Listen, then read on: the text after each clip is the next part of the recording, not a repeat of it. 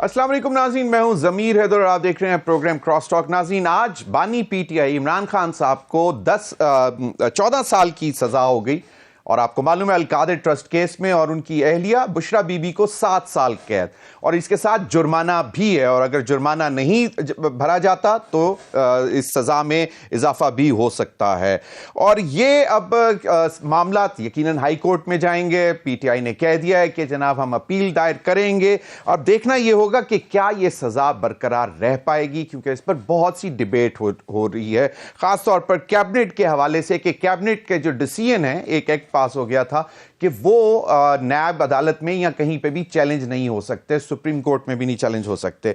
इस पर भी बात करेंगे। और अब देखना यह है कि आज बैरिस्टर अली गौहर साहब जो चेयरमैन हैं इस वक्त पाकिस्तान तहरीक इंसाफ के, उन्होंने कहा तो है कि इमरान खान साहब ने उनको कहा है कि मुज़ाकरात का सिलसिला जारी रखा जाए, लेकिन 7 दिन की शर्त है कि 7 दिन में जुडिशल कमीशन 9 मई और 26 नवंबर के हवाले से बनाना लाजमी है, वरना मुज़ाकरात शायद आगे चल ना सकें। और यकीनन जो चार्टर ऑफ डिमांड्स है अब वो रिटर्न दे चुके हुए हैं, उसमें तमाम सियासी कैदियों की रिहाई भी डिमांड की गई है। इस पर भी बात करेंगे। और नाज़रीन, दिलचस्प बैठक हुई आज एक इस्लामाबाद में। आपको मालूम है कि एक नई पार्टी है अवाम पाकिस्तान पार्टी, जिसके सरबराह शाहिद खाकान अब्बासी साहब हैं। आज उनके घर पर ऑपोजिशन के लीडर्स की बैठक हुई, जिसमें पीटीआई के भी थे और महमूद खान अचकज़ई साहब भी थे उसमें। तो ये एक बड़ी दिलचस्प डेवलपमेंट है, जिसमें कहा गया कि सिर्फ और सिर्फ जो सिंगल पॉइंट एजेंडा है वो है आइन की बालादस्ती, और इस पर तमाम सियासी जमातों को इकट्ठा होना पड़ेगा। इससे पहले आपको मालूम है कि एक आइन के तहफ़्फ़ुज़ आइन फोरम भी बना हुआ है, जिसमें महमूद खान अचकज़ई साहब बहुत एक्टिव थे।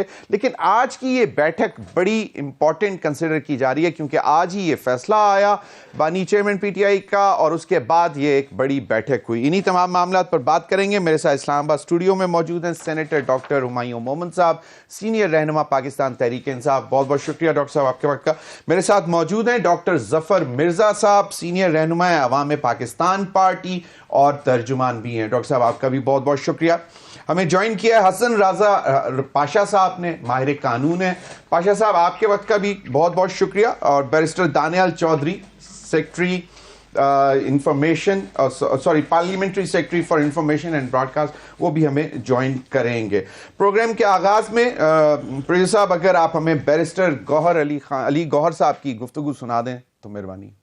आज पाकिस्तान की तारीख की मुतनाज़िया फैसलों में एक नए बाब का इजाफा हुआ है। जज साहब के फैसले से हमें कोई हैरानगी नहीं हुई। इंशाअल्लाह ताला with in few days high court में अपील फाइल करेंगे। हमें एतमाद इंशाअल्लाह ताला खान साहब सुरखरू होंगे। इस सब चीजों के बावजूद खान साहब ने आज कहा है मुज़ाकरात जारी रहेंगे 7 दिन तक। अगर पेशरफ्त नहीं हो कमीशन पे, फिर फर्दर मुज़ाकरात नहीं होंगे, लेकिन अभी इसकी वजह से अबोर्ट नहीं होंगे। जी, बैरिस्टर अली गौहर खान साहब ने बता दिया कि चैलेंज भी करेंगे आज की सज़ा को, और फिर मुज़ाकरात भी जारी रहेंगे, लेकिन शर्त यही है कि 7 दिन में जुडिशल कमीशन बनाया जाए। अब शेख वकास अकरम साहब का कहना था कि आज की सज़ा के बाद बेमानी हो गए हैं मुज़ाकरात, तो इनको जारी रखने की कोई ज़रूरत नहीं है। आज़म नज़ीर तारड़ साहब, वफाकी वज़ीर बराए कानून, वो क्या कह रहे हैं ये भी सुन लें। आज जो फैसला सुनाया गया है, ट्रायल कोर्ट ने ज़ाहिर इस केस को कंक्लूड किया, बड़ा तहम्मुल का मुजाहरा किया, कई पेशियां दी। अब उनके पास ये राइट है कि वो अपील फाइल करें। अपील होने की सूरत में ये मेरी पाकिस्तानी शहरी के तौर पे ख्वाहिश है, फर्स्ट इन फर्स्ट आउट की जो पॉलिसी है इन केसेस में भी वही होनी चाहिए कि मुकदमे दायर हों तो वो अपने नंबर के ऊपर टेकअप किए जाएं, उनको मेरिट के ऊपर डिसाइड किया जाए। जी, मेरिट पर मुकदमे होने चाहिए और अपील भी हो सकती है। एक रास्ता मौजूद है पाकिस्तान तहरीक इंसाफ के पास इस फैसले को चैलेंज करने के लिए इस्लामाबाद हाई कोर्ट में। आप सबकी इजाज़त से मैं सेनेटर डॉक्टर हुमायूं मोमिन साहब से आगाज़ करना चाहूँगा। एक्सपेक्ट कर रहे थे कोई शॉक? बिस्मिल्लाहिर्रहमानिर्रहीम, इय्याका नअबुदु व इय्याका नस्तईन। देखिए, जब हमारे यहाँ पे हमेशा वो जो होता है ना रिजल्ट्स या पेपर लीक होता है, अब तो जजमेंट्स भी लीक हो रही हैं। 2-2 3-3 दिन पहले लोग आके कह रहे होते हैं टेलीविज़न पे कि जी 14 साल की कैद होगी और बुशरा बीबी को भी होगी और ये सारी होंगी। तो जब ये सारी चीज़ें होनी शुरू हो जाए तो फिर आपके दिमाग में सवाल उठने शुरू हो जाते हैं कि ये जजमेंट क्या जज ले रहा है या कोई और ले रहा है, और वहाँ पे सिर्फ़ और सिर्फ वो एक पर्ची जाती है और वो पढ़ा जाता है। नंबर 2, अब उसको आगे चले जाते हैं। बस अजीब सी बात नहीं है कि जो लोग मेरिट पे नहीं आए वो कह रहे हैं कि फैसले मेरिट पे, मतलब आगे जो फर्स्ट कम फर्स्ट सर्व के लिहाज से मेरिट पे होने चाहिए। मतलब अजीब सी बात लगती है। अब आ जाते हैं फैसले के ऊपर। देखिए, इस फैसले के अंदर 1-2 चीज़ें ऐसी हैं कि वहाँ पे बड़ा प्रेशर भी हुआ था। जो इमरान खान साहब जो अपने लोगों को जो बुलाना चाहते थे एज अ विटनेस, प्रॉब्ली उनके ऊपर प्रेशर था, they did not turn up. फिर उसके बाद जिस लिहाज से ये केस था, वही जैसे आपने कहा था कि ये मेरे ख्याल में ये जो नैब के जो तरामीम वाले वो हैं उसमें सेक्शन 5 या उसके अंदर ही आता है या 9 इसके अंदर आता है कि जो कैबिनेट के डिसीजंस है that can not be challenged. उस पर आप नैब उसको कुछ नहीं कर सकती। तो जब इस किस्म की चीज़ है तो ये तो उस पर भी हो सकता है। नंबर 2, जज साहब ने एक कारनामा किया था 2004 में। जज साहब ने एक केस है, वो कोई खैरी साहब थे, उनको बगैर प्रेजेंट के उन्होंने उनको रिमांड भी दे दिया था और इसके ऊपर सुओ मोटो एक्शन हुआ था सुप्रीम कोर्ट के अंदर एंड ऑफ 2004 में।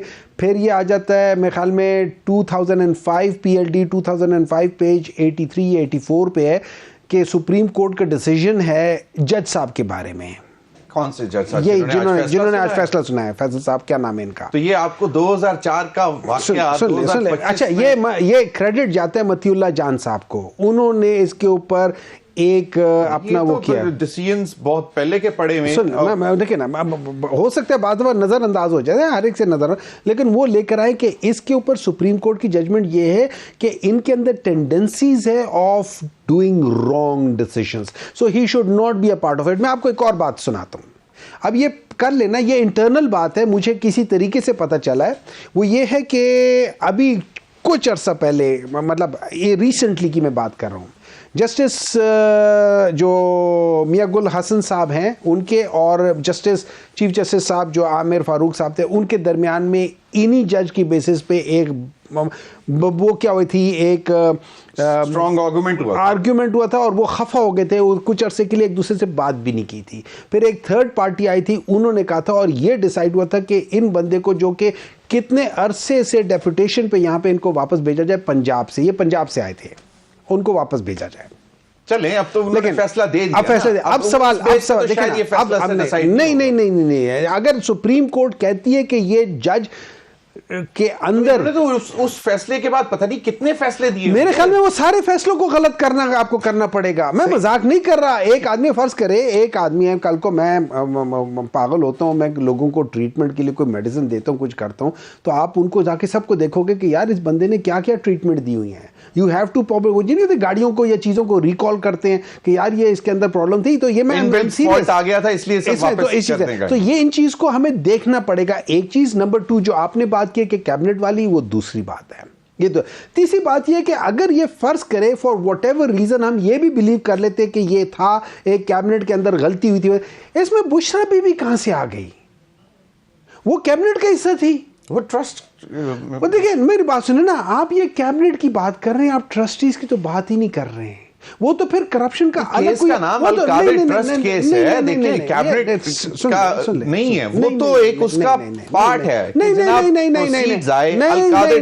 देखिए ना, आप ये बेसिकली जो इसमें वो ये है कि गवर्नमेंट के पास पैसा आया, गवर्नमेंट ने उसको इधर डाल दिया, गवर्नमेंट ने उसको उधर डाल दिया। इधर नहीं डाल सकते ना, वो जो बाकायदा जो एनसीए नेशनल क्राइम एजेंसी ने जो क्लोजिंग प्रेस रिलीज की लाइन है उसमें कहा था स्टेट ऑफ पाकिस्तान को ये पैसा जा रहा है। सर जी, दीज आर ये जो अकाउंट्स होते हैं सुप्रीम कोर्ट वाले, ये भी स्टेट के ही होते हैं, ये भी उनके वो क्या कहते हैं उसे कंसोलिडेटेड फंड्स होते हैं। तो ये जो जब ये उन्हीं के ही होते हैं। ये जो सुप्रीम कोर्ट जब कहती है कि आप इतने चालान जमा करो, वो कर दो, वो सुप्रीम कोर्ट घर लेकर नहीं जाती, वो स्टेट होती है, दे आर कंसोलिडेटेड फंड्स होते हैं। अब ये सारी चीजें, हाँ, ये फंड्स होते हैं तो ये उधर ही जाते हैं। और नंबर 2, क्या ये एडजस्टमेंट हुई थी? एडजस्टमेंट नहीं हुई। अगर एक बात कहते हैं ना कि वो जो उनको फाइन मिला था उसके खिलाफ है, क्या एडजस्टमेंट हुई? नहीं हुई। वट एवर रीजन, एडजस्टमेंट नहीं हुई सर, प्लीज नहीं हुई सर, ना करें सर। नहीं हुई ये तो adjustment। सुप्रीम कोर्ट में जब जमा हुए तो वो अगेंस्ट द फाइन लेकिन it हुए was- हैं, it जो was कि not- सिंध में it जो was not करा- adjusted, it was not adjusted. The whole money has been taken by province, By the state Sindh bank? province, By the Sindh state province- bank? सुन ले, Sindh province and federal government, इन दोनों ने ये claim कर लिए हैं। सही। बैरिस्टर दानियल चौधरी साहब, आप बैरिस्टर भी हैं, मैं आपकी इजाजत से मिर्जा साहब मैं जाना चाह रहा हूं। बैरिस्टर दानियल चौधरी साहब, आप फैसला तो आ गया सामने और ज्यादातर कह रहे हैं कि मतवक्के भी था, और फिर एक ये क्रिटिसिज्म भी आ रहा है कि जनाब फैसला पब्लिक कैसे हो गया। ज्यादातर लोगों को इतना स्ट्रांग हंच, इतना मतलब स्ट्रांगली कन्विंस थे कि ये फैसला होगा, इतना अरसा सजा होगी, और दोनों को के हवाले से बता दिया गया था। इस पर भी जवाब दीजिएगा। और दूसरा ये कि क्योंकि आप भी अब पार्लियामेंट्री सेक्रेटरी हैं, इत्तलात के, कैबिनेट की कंबाइंड रिस्पॉन्सिबिलिटी होती है, then why only prime minister in this particular case? और दूसरा, इसमें कुछ एब्सकॉन्डर भी हैं इस केस के हवाले से, जिस तरह बैरिस्टर शहजाद अकबर का नाम लिया जा रहा है, फिर वो जो फराह गोगी साहिबा हैं, तो उनको भी अब परसू किया जाएगा। थैंक यू जी ज़मीर साहब for having me on the show. अच्छा ज़मीर साहब, थोड़ी सी चीज़ें ज़्यादा I want to make it clear कि देखें, आपको बहुत चीज़ें जो होती हैं लीगली, क्योंकि जब आप पूरा ट्रायल देख रहे होते हो, उसमें जर्नलिस्ट होते हैं, उसमें और लोग होते हैं, जब वो पूरा ट्रायल का प्रोसेस गुजर रहा होता है तो आपको बहुत सी जो चीज़ें हैं वो आपको समझ आ जाती हैं पहले ही कि वो क्या आना है।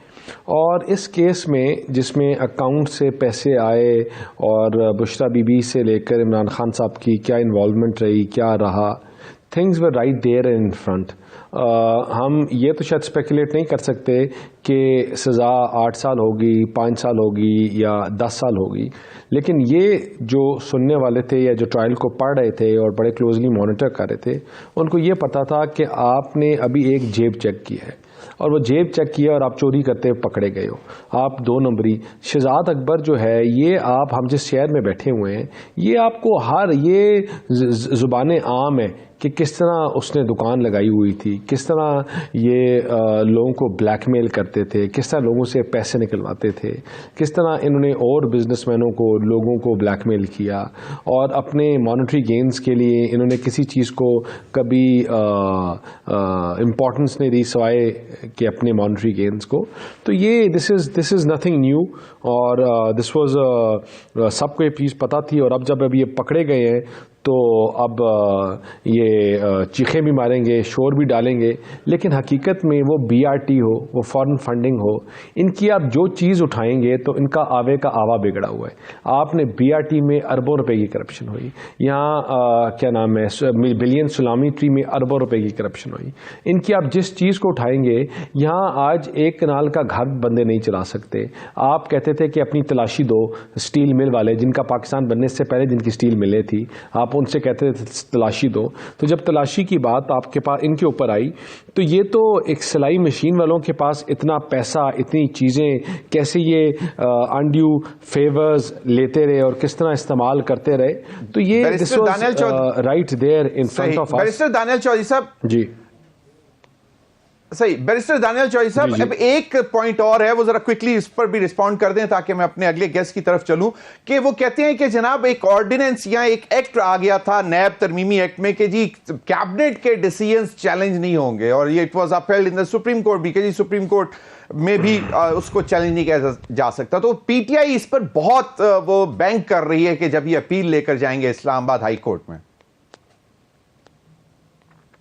देखिए, it was not a decision of a cabinet. What you need to understand is के आपने जिस तरह बुशरा बीबी और इमरान खान ने उन लोगों को लूवर इन किया, झूठ बोला, अपने मफाद, अपने ज़ाती मफाद को हमेशा इम्पॉर्टेंस दी, अपने ज़ाती मफाद को आगे रखा।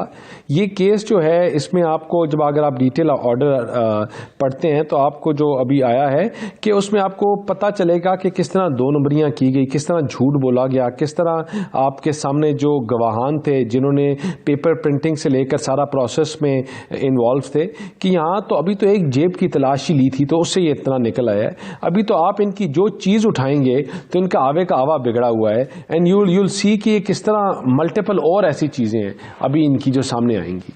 और ये वो लोग हैं जिन्होंने हर किसी के ऊपर चोर का, कभी किसी को चोर का, कभी किसी को डाकू का, कभी किसी को कातिल का, कभी किसी को क्या का।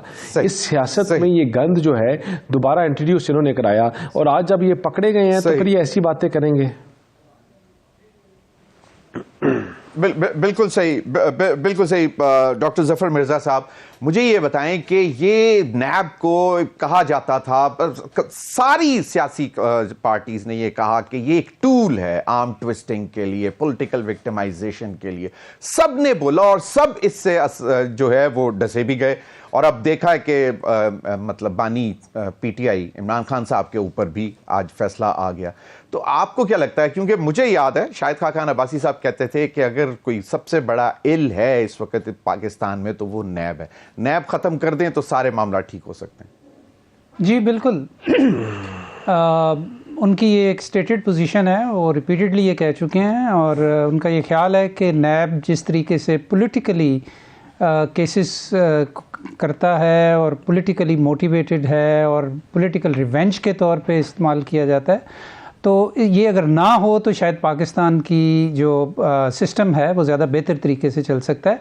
ब्यूरोक्रेसी के अंदर भी आपको मालूम है कि हमारे जो ब्यूरोक्रेट्स हैं वो डिसीजंस नहीं लेते, इस वजह से कि जहाँ भी कुछ साइजेबल अमाउंट इन्वॉल्व होती है तो वो डिसीजंस डिले करते हैं, उन्हें डेलीगेट करते हैं और वो बहुत ज़्यादा उसकी वजह से नुकसान होता है।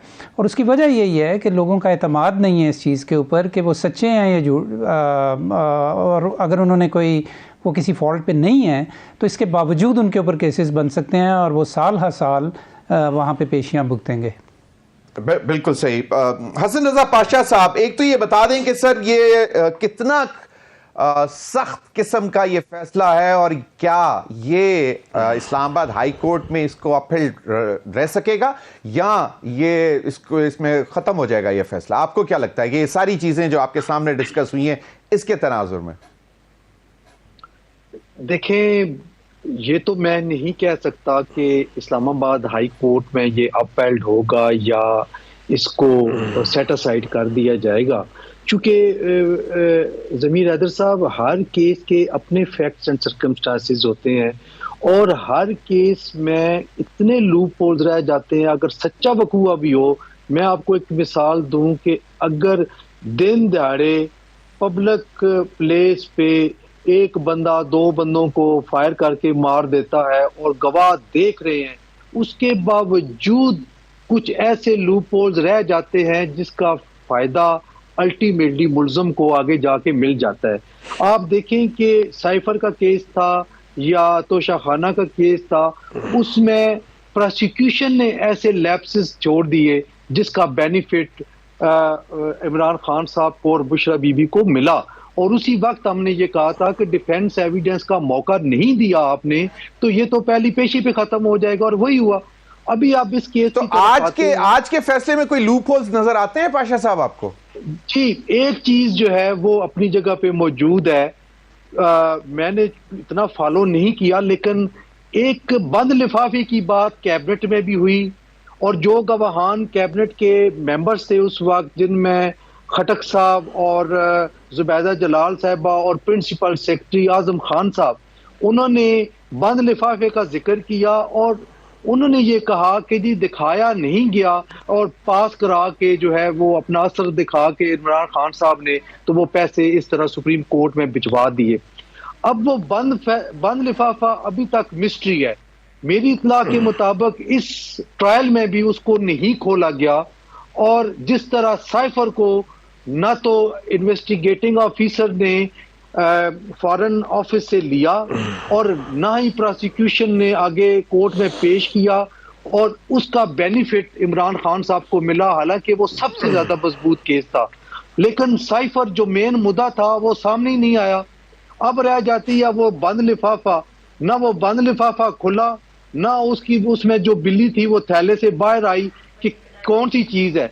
अब ये एक ऐसा लैप्स है जिसको प्रोसिक्यूशन किस तरीके से कैटर करेगी एपलेट स्टेज पे, ये एक, क्योंकि अभी तक मिस्ट्री है हमारे लिए भी और आपके लिए भी कि एनसीए ने आखिर कौन सा ऐसा लेटर इस लिफाफे में भेजा था कि जो कि किसी को दिखाए बगैर इतनी हैवी अमाउंट मुल्की खजाने के बजाय उधर भेज दी गई। फिर एक क्वेश्चन और यहाँ पे राइज होता है कि अगर ये दो इंडिविजुअल्स के दरमियान ट्रांजैक्शन थी तो फिर कैबिनेट बीच में क्यों आई? कैबिनेट को फिर बीच में नहीं आना चाहिए था, मीनिंग देयर बाय कि कोई ऐसा एलिमेंट था कि कैबिनेट की मंजूरी जरूरी थी, तो इसलिए उसकी मंजूरी चाहे वो बंद लिफाफे में दी गई या लिफाफा खोल के कराई गई, ये मंजूरी कैबिनेट से लेके तो पैसा उधर शिफ्ट किया गया।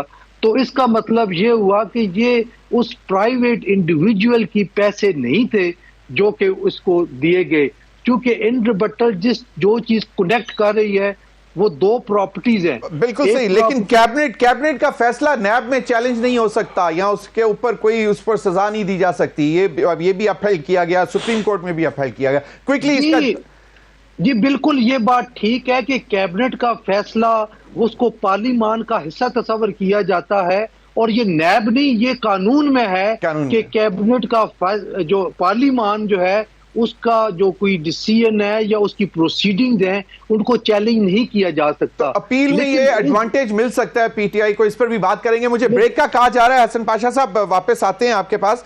अभी नाज़रीन वक्त हुआ एक ब्रेक का, हमारे साथ रहिए।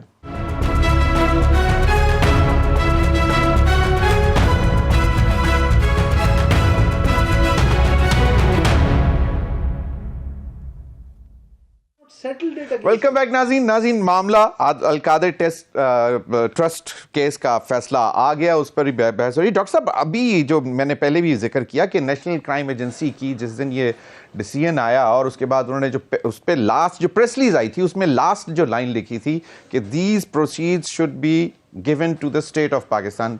हसन रजा पाशा साहब कहते हैं कि एक इंडिविजुअल का फाइन सेटल किया गया उस पैसे से। ठीक है, फर्ज करें अब सेंटेंस कर, और दूसरी एक चीज सेंटेंस कर ले, बाकी कैबिनेट मेंबर्स का कॉन्शियस कहां था कि दे सेड कि उन्होंने आंखें बंद करके बैठ गए। ठीक है, एक मिनट है ना, मैं आपको एक बात बताता हूं। लेट्स इसको थोड़ा सा डायसेक्ट कर लेते हैं। These proceeds should only go to the state accounts, right? ठीक है। जो सुप्रीम कोर्ट के अकाउंट्स हैं, मैंने आपको फिर बताया, ये कंसोलिडेटेड फंड्स होते हैं, ये स्टेट अकाउंट्स होते हैं। स्टेट अकाउंट हो गया। अच्छा, उसमें ये नहीं, क्या उसके अंदर ये लिखा हुआ था कि ये फाइन, जो फाइन देना है वो स्टेट को देना है, एग्रीड? जो फाइन देना है वो स्टेट को देना है, एग्रीड? ठीक है। सबसे पहले तो it was never settled against that thing. वो आज भी स्टैंड्स ओवर देयर, 780 या जो भी बिलियन है वो आज भी उसी तरह ही है। It was not settled. Number two, this money has been claimed half by the Sindh government and half by the federal government. Agreed? ठीक है।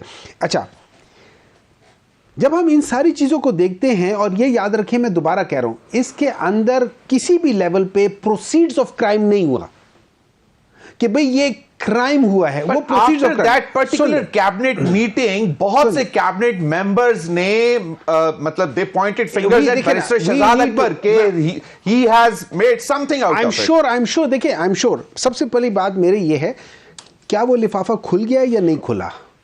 अगर वो लिफाफा लेट्स से 2022 तक पीटीआई ने नहीं खोला था तो क्या इन लोगों ने खोल दिया है? मैं आपको एक बात बताता हूं। इस तरह यह है कि ये सारी वजूहात मैं बताता हूँ क्या हो रही है। जो इकोनॉमिस्ट इंटेलिजेंस यूनिट है, उन्होंने अभी रिसेंटली कहा है कि वो बेसिकली पाकिस्तान में डेमोक्रेसी इंडेक्स या दुनिया में डेमोक्रेसी इंडेक्स को देखते हैं, और वो कहते हैं 4 लेवल्स होते हैं। एक फुल डेमोक्रेसी, एक फ्लॉड डेमोक्रेसी, एक हाइब्रिड रिजीम और एक जो अथॉरिटेरियन रिजीम। इनके पॉइंट्स होते हैं। जो पाकिस्तान जो है ना 2008 से पहले, 2000 से लेके उससे पहले तक तो वो उसमें चला गया था ना, ये अथॉरिटेरियन में चला गया था। 2008 से लेके 2022 तक Pakistan was in hybrid regime. ठीक है, ठीक है, क्योंकि इनके पॉइंट्स जो थे ना वो तकरीबन 4 और 4.5 के दरमियान में थे। Recently they have said they Pakistan has dropped down 11 points, 0.88 के लिहाज से इन्होंने पॉइंट किया, 11 पोजीशंस करके it has gone into authoritarian regime now.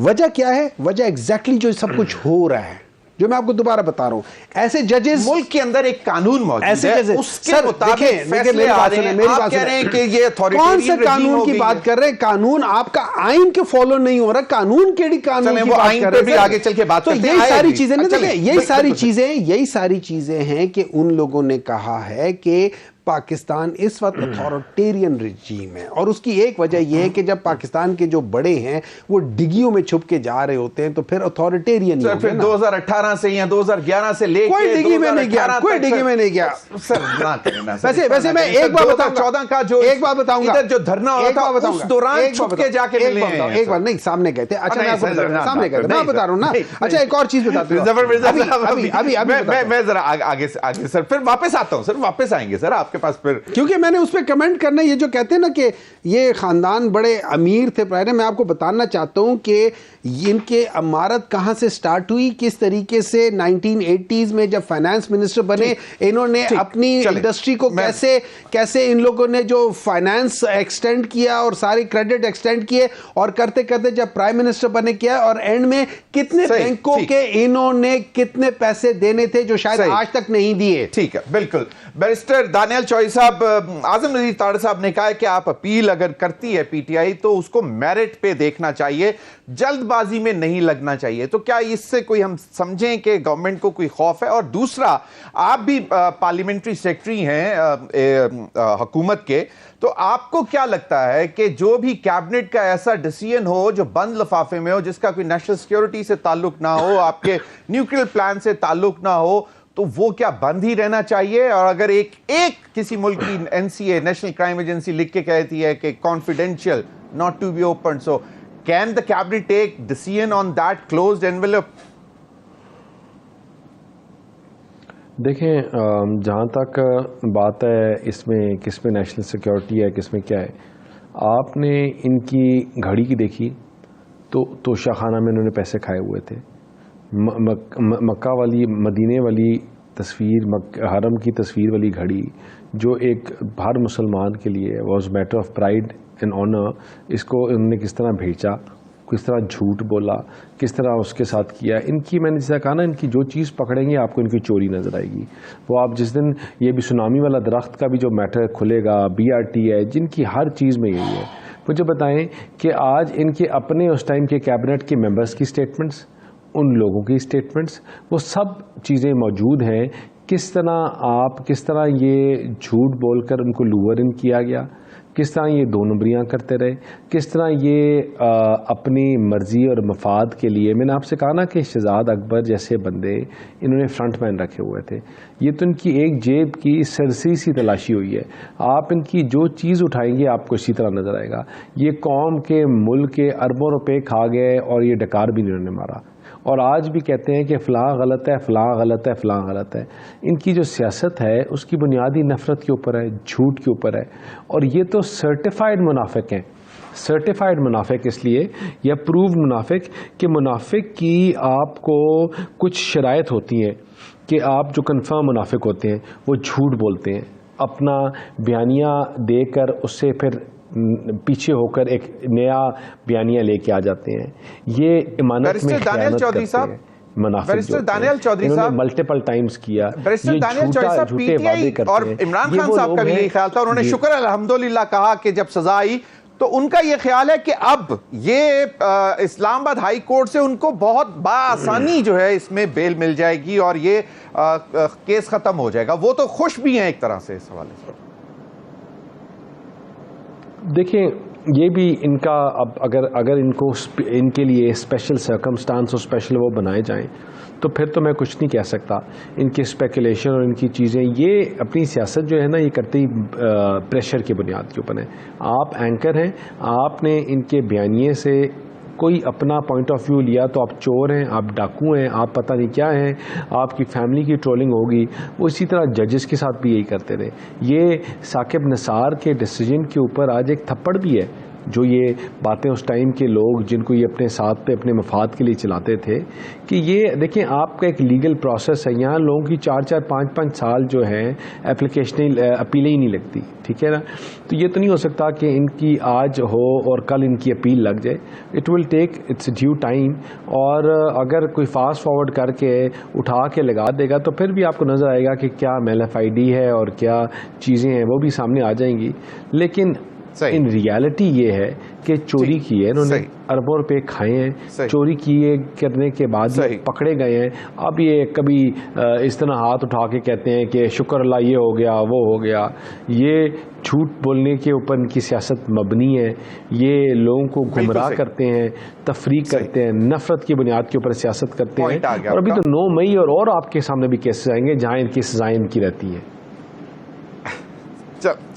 चलें अभी तो कार्ड्स अनफोल्ड होना शुरू हो रहे हैं। डॉक्टर जफर मिर्ज़ा साहब, कैबिनेट में आप भी मेंबर रहे हैं, फिर जी ये ऐसा होता है? मैं एक्चुअली उस दिन कमरे में मौजूद था जब ये डिस्कशन हुई थी और इस हद तक तो मैं आपको कह सकता हूँ कि लिफाफा तो नहीं खुला था और डिसेंट भी थी, लेकिन उसको डिसेंट कितने परसेंट थी? परसेंट पता ना, लेकिन चंद एक आपने नाम भी लिए, कुछ हमारे शीरी मज़ारी साहिबा ने भी शायद उस पे जी, वो मेरा ख्याल है वो भी थी, फैसल भी थे, मेरा ख्याल है कि फवाद ने भी बात की थी इस पे, इफ आई रिमेंबर करेक्टली। लेकिन वो बस हश था। तो प्राइम मिनिस्टर ने भी नहीं देखा यहाँ, वो मतलब सील एनवेलप पे ही कैबिनेट में तो उन्होंने भी नहीं देखा, हो सकता है उससे पहले देखा, मुझे इसके बारे में नहीं पता, लेकिन कैबिनेट में वो बंद लिफाफे के तौर पे आया था और बंद लिफाफे के तौर पे ही कैबिनेट से बाहर चला गया था। नहीं डॉक्टर जफर मिर्ज़ा साहब, लेकिन कॉन्शियस होता है ना, एक कलेक्टिव कॉन्शियस भी होता है। कैबिनेट का डिसीजन जो होता है वो नज़र आता है कि भाई this has to be collective decision. हमारी कैबिनेट्स में प्राइम मिनिस्टर का वर्ड जो होता है ना जी, that is considered as a last word. और उन्होंने जब ये कहा, मुझे अच्छी तरह याद है कि ये हमारी बातचीत हो गई है, इस पर कोई ज़्यादा बात करने की ज़रूरत नहीं है, हमें इस पर बस कैबिनेट की अप्रूवल चाहिए और वी शुड गो हैड। तो इसके बावजूद 1-2 लोगों ने आवाज़ उठाई, लेकिन उसके बाद वो लिफाफा उसी तरह बाहर चला गया। तो रिएक्शन क्या था प्राइम मिनिस्टर का जब 2-3 लोगों ने कहा कि जी नहीं एटलीस्ट वी शुड नो? बस लिखा तो होगा ना, जो सप्लीमेंट्री एजेंडा आया, ये सप्लीमेंट्री एजेंडे में आया था ना, उसमें लिखा तो हुआ था ना कि जी ये मामला है, ये प्रोसीड्स आए हैं and that would be given to the supreme court, बस दैट्स इट। ये भी नहीं लिखा हुआ था? नहीं, ये लिखा हुआ था मुझे नहीं पता, लेकिन आपने पूछा कि प्राइम मिनिस्टर का इस पर क्या था डिसेंट के ऊपर, उनका कोई रिएक्शन नहीं था उसके ऊपर, बस उन्होंने कह दिया कि बस हो गया तो कर दो, बस हो गया तो बस ठीक है, that's it. Very interesting. Hasan Raza Pasha sahab, quick comment on this, फिर मैं अगले टॉपिक की तरफ चलूंगा सर।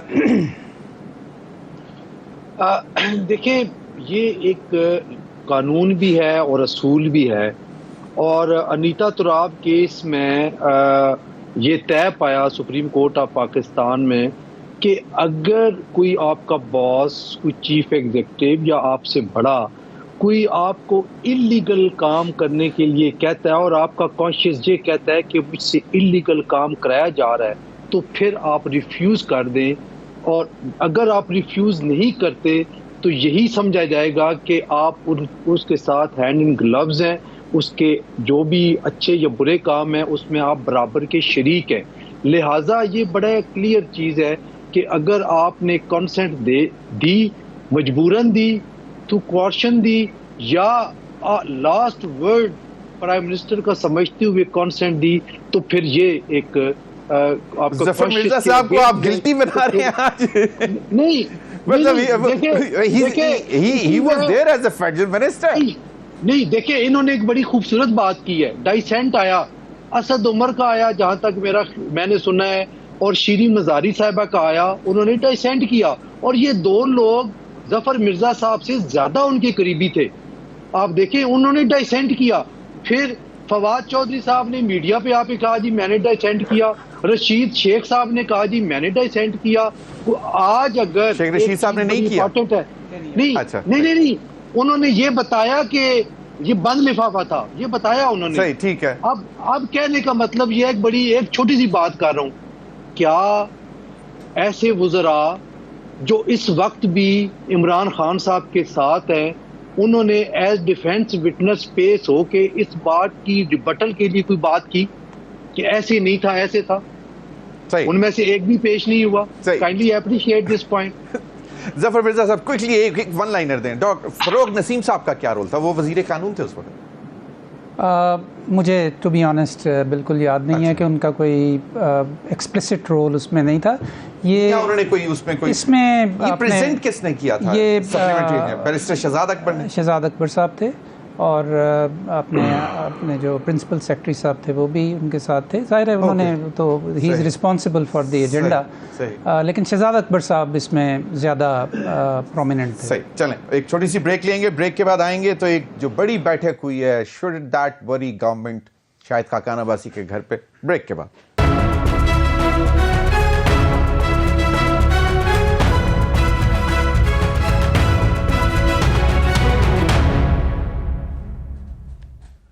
वेलकम बैक नाज़रीन। साबिक वजीर आजम शाहिद खाकान अब्बासी साहब के घर पर बड़ी बैठक हुई। उनकी अपनी पार्टी भी है, अवाम पाकिस्तान पार्टी। अपोजिशन के लीडर गए हुए थे, असद कैसर साहब, उमर अयूब, महमूद खान अचीज़। जफर मिर्जा साहब, क्या ये कोई अलहदा कोई देग पकानी शुरू की है आप लोगों ने? नहीं जी, ये जहाँ तक मुझे याद पड़ता है ये 13 अप्रैल को तहरीक तहफ़्फ़ुज़ आइन लॉन्च हुई थी। तहरीक तहफ़्फ़ुज़ आइन फोरम बनाया था और अचकज़ई साहब और उमर अयूब साहब ने इसको अनाउंस किया था और ये एक बड़ी खुशाइन बात थी। हमने उस वक्त भी इसको इसी तरह देखा था। उसके बाद मुलाकातें होती रहीं अचकज़ई साहब के साथ भी, मौलाना फजलुर रहमान साहब के साथ भी, शायद खाकान अब्बासी साहब की, और इस पर तबादला ख्याल होता रहा।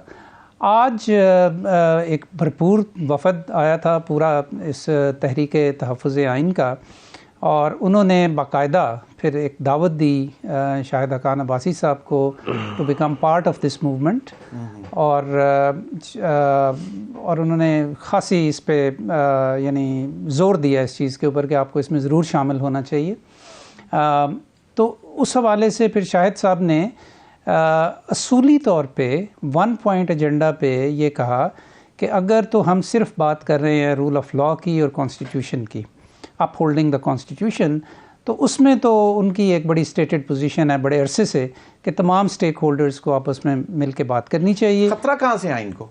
जी, आइन को खतरा कहाँ से है? जो कहाँ से नहीं है देने के लिए खतरा कहाँ से नहीं है, आप मुझे बताइए। इलेक्टेड गवर्नमेंट बैठी है, इलेक्टेड पार्लियामेंट है, पार्लियामेंट सब ये आप लोग पार्लियामेंट में सेनेटर्स बैठे हुए हैं सारे, तो पार्लियामेंट बन जाने से चीज़ें जो हैं वो कोशर तो नहीं हो जाती ना जी। अच्छा। इस वक्त तो सूरत हाल ये है ना कि एक मैंडेट जो है उसका एक बहुत बड़ा इशू है पाकिस्तान के अंदर। लेजिटिमेसी इन पॉलिटिक्स जो है वो under huge question. That is why you think कि आइन जो है वो एब्सोल्युटली फिर 26th अमेंडमेंट जिस तरीके से हुई है that was entirely politically motivated. तो मतलब रूल ऑफ लॉ पाकिस्तान में है कहाँ पे? आपकी पूरे मुल्क के अंदर आम आदमी किसी भी अगर महकमे में चला जाए, वो अगर बाअसर है तो उसका काम हो जाएगा। रूल ऑफ लॉ के नाम की तो कोई चीज ही नहीं। और आइन के तहत अगर सब कुछ हो तो मुल्क में सब कुछ अच्छा होगा, यकीनन। इस पे कोई नहीं है। बैरिस्टर दानियल चौई एजेंडा है जिसके ऊपर ये आज की डेलिब्रेशन थी। बैरिस्टर दानियल चौई साहब, अगर इस पर भी आप कमेंट करना चाहें तो कर दीजिएगा कि क्या वाकई आइन को कोई परेशानी है, आइन के तहफ़्फ़ुज़ के लिए ये सब इकट्ठे हो रहे हैं। दूसरी बात ये कि जो डेडलाइन दे रहे हैं कि 7 दिन में अगर कमीशन ना बना तो मुज़ाकरात जो हैं वो फारिग हैं, आपको क्या लगता है कि हुकूमत तैयार है कमीशन बनाने के लिए? देखें, अगर तो ये समझते हैं कि रोज़ ब्लैकमेल करके और प्रेशराइज करके और इस तरह चीज़ें करके ये चीज़ें आगे चलाएंगे तो यूँ तो नहीं चल सकती। चीज़ें आगे बढ़ रही हैं और बैठ के मुज़ाकरात भी हो रहे हैं, बैठ कर चीज़ों के ऊपर बात भी की जा रही है।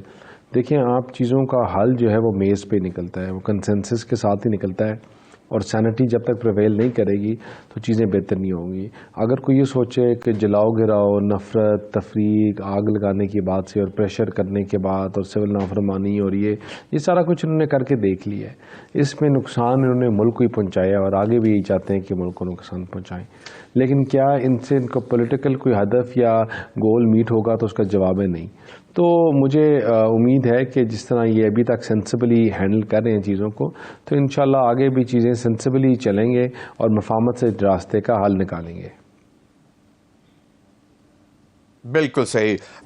डॉक्टर हुमायूं मोमिन साहब, मुझे ये बताएं कि ये आपके पार्टी के अंदर से डिफरेंट व्यूज़ हैं। शेख वकास अकरम साहब कहते हैं कि इट्स लाइक आप मुज़ाकराती अमल जो है वो कुछ मतलब इसकी अहमियत ख़त्म हो गई है इस फैसले के बाद, लेकिन फिर भी उन्होंने कहा अल्लाह की आदत फैसला गया। बैरिस्टर अली गौर साहब ने कहा कि नहीं मुज़ाकरात करेंगे, लेकिन शर्त लगा दी 31 जनवरी की पहले एक डेडलाइन है, फिर अब 7 दिन की एक और शर्त लगा दी है। तो टेबल पे बैठ के तो चलते रहते हैं ना, बातचीत तो चलती रहती है।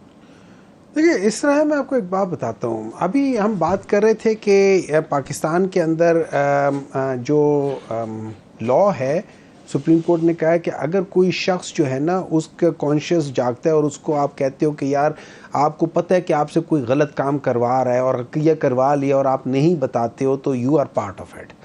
यहाँ पे एक कमिश्नर साहब थे पिंडी के, उनका ज़मीर जाग गया था, सुप्रीम कोर्ट की बेसिस पे शायद जाग गया होगा। उन्होंने आके बताया, आपको पता है वो कमिश्नर साहब कहाँ हैं? वो खैर आफियत से होंगे। ये इसी गवर्नमेंट ने ना, देखिए चोरों ने उनको उठा दिया, इनकी गवर्नमेंट थी, इनकी गवर्नमेंट के दौरान उन्होंने ये कहा। सर मुज़ाकरात की तरफ आए सुन लेना, मैं आपको बता दूं, मेरी बात आगे देखिए सर, लेट्स सी। नहीं देखिए, एक मिनट आ जाए, फॉरवर्ड लुकिंग की तरफ देखें। आपकी गाड़ी में जो फॉरवर्ड होता है उसके साथ बैक व्यू मिरर्स भी होते हैं, आपको पता होता है कि पीछे से कौन आ रहा है, किस किस्म की चीजें। तो फॉरवर्ड एक्सीडेंट्स नहीं, बिल्कुल एग्जैक्टली ठीक है, लेकिन जब आप लोग देख ही नहीं रही हो, आप देख ही नहीं रहे हो कि आप किधर जा रहे हो, आपको पता ही नहीं है कि पीछे क्या चीज़ है, आप क्या बात करते हो। नंबर 2, अभी जैसे बात हुई थी उसकी आइन की बात कर रहे थे, वो कहते हैं आइन बिल्कुल ठीक ठाक है। केड़ा आइन? 26वीं तरामीम में जो बेसिक फंडामेंटल प्रिंसिपल है डेमोक्रेसी का, उसका आपने सत्यानाश कर दिया। कहा था कि जो मौलाना फजल रहमान साहब ने हमें होल्ड ऑन उसके बाद जो अपॉइंटमेंट ऑफ जज, मैं उसी पे भी आ जाता हूं। उन्होंने जो मौलाना फजल रहमान साहब ने पाकिस्तान तहरीक इंसाफ को जो मुसव्वदा दिया था, उसमें जो चीज़ें थी उसमें एक चीज़ लिखी हुई थी, अगर आप उस एज को हटा दो तो सारी चीज़ें खराब हो जाती। वो ये था कि चीफ जस्टिस ऑफ पाकिस्तान जो है जस्टिस मंसूर अली शाही रहेंगे। हमें जो मुसव्वदा मिला था जिसपे हमने एग्री किया था, उस पर यह लिखा हुआ था। आप मौलाना फजल रहमान ने खुद कहा हुआ है, बिलावल भुट्टो ने खुद कहा हुआ है। लेकिन देखिए, मैं एक बात बता देता हूँ, नुकसान इनका है, नुकसान इनका है। बड़ी अच्छी बात की उन्होंने, कहा कि सेनेटी वुड प्रिवेल और इंशाल्लाह टेबल पर बैठे रहेंगे, बात करेंगे। नुकसान कैसे इनका? देखिए सेनेटी, इन लोगों को तो मतलब इन लोगों के तो ये याद रखिए, ये वो लोग हैं जिनको एफिडेविट में कहा गया इन लोगों के दिमाग खराब है, किसी ने कुछ जमा किया, किसी ने कुछ किया हुआ है। ये भी वही है ना। अब आप इनके साथ क्या सेनेटी की बात करेंगे? टू बी वेरी ऑनेस्ट, आप मुझसे पूछते, मैं ये समझता हूँ ठीक है, in the larger interest of Pakistan आप ज़रूर बातचीत करो, लेकिन आई नो ये नियतन ख़राब लोग हैं। ये नियतन ख़राब लोग हैं, इन्होंने हमेशा ये किया। और एक बात और बता देते, जिस लिहाज से इन लोगों ने इस पूरे केस में खटक साहब और बाकी लोगों को लिया ना, बिल्कुल इसी तरीके से जो हुदैबिया पेपर मिल था, उसी लिहाज से वहाँ पे ये अपने इसाक डार साहब ने भी बयान दिया था। ये सारा का सारा ड्यूरेस उसमें है। अगर आप मुझसे पूछे, हुदैबिया पेपर मिल, ये सारी चीज़ें आपको उसमें जो चेक हैं वो आज बिल्कुल ठीक हैं, उसके पूरे एक चीज़ पता है कि पैसा कहाँ से कहाँ गया था। ठीक, लेकिन that is what it is. इन लोगों ने एक और चीफ जस्टिस को मिला के क्या अभी पता चल रहा है ना, अभी आहिस्ता आहिस्ता पता चल रहा है कि क्या होगा। और आपको ये याद रखना, सच और झूठ दोनों नहीं छुप सकते। सही बिल्कुल। हसन रजा पाशा साहब, एक चीज के एक फैसले में यह भी आया है कि वफाकी हुकूमत जो है वो अलकादर ट्रस्ट के तहत जो यूनिवर्सिटी है उसको अपने कब्जे में ले ले। मोहतरमा चीफ मिनिस्टर पंजाब कहती हैं कि अब वो मेरे अंडर कंट्रोल आ गया और वहां पे अब दीन और दुनिया की दोनों की तालीम दी जाएगी। तो टेक्निकली फैसले के अगेंस्ट है ये स्टेटमेंट? देखें ज़मीर साहब, बात ये है कि ये नैब ऑर्डिनेंस में है कि अगर ये प्रूव हो जाता है एविडेंस के बाद कि फलां प्रॉपर्टी वो अनफेयर मीन्स के साथ हासिल की गई है और उस मनी से, उस लूटेड मनी से जो कि उस केस में जिसकी बेसिस पे नैब का केस बना है, तो फिर वो हुकूमती तहवील में देने की ऑर्डर हो सकता है उसी जजमेंट में। मैं आपको एक मिसाल देता हूं कि नारकोटिक्स का कोई केस हो ना, अगर नारकोटिक्स का, जी सर, और उसमें जो गाड़ी इस्तेमाल होती है उसको भी कन्फिस्केट करने की तो जो प्रोविजन है उसमें पंजाब गवर्नमेंट नहीं ले सकती ना, क्योंकि वफाक के लिए ऑर्डर किया गया। देखिए ये उसमें हुकूमत की तहवील, अब हुकूमत अब की हुकूमत तहवील क्या जो है वो डिसाइड फेडरल- करती है वो उनके ऊपर हाँ, डिपेंड करता है। बिल्कुल देखिए, सही, वो बहुत बहुत शुक्रिया फेडरल गवर्नमेंट- आप तमाम हजरात का। नाज़रीन अब तक के लिए इतना ही, इजाजत दीजिए, अल्लाह हाफिज।